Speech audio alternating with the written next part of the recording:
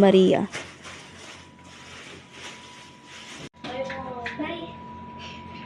Nay, dalawa lang po ang mali ko sa pagsusulit.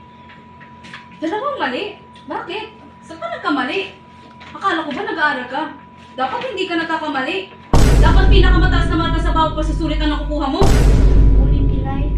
Ako naman po ang nakukuha ng pinakamatas na marka sa pagsusulit. Maski na, pagigiyan mo pa dahil wala kang mararating sa ganyang marka.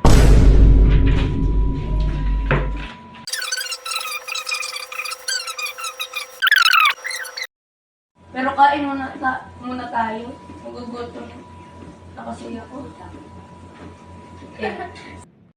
Maria Isabel Zaragoza!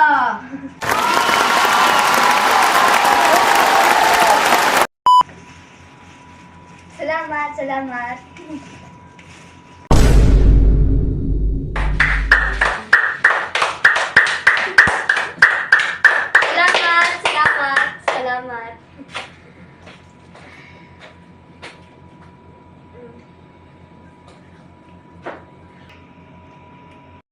Babawi ako sa iyo, anak. Siguro simula na para labanan itong hinagpis ko at ituon sa iyo ang aking pagmamahal. Patawad ang anak. Salamat na sa kabila ng aking pagkukulang ay naging mabuti ka pati anak sa akin. Salamat, anak. Inay! Salamat!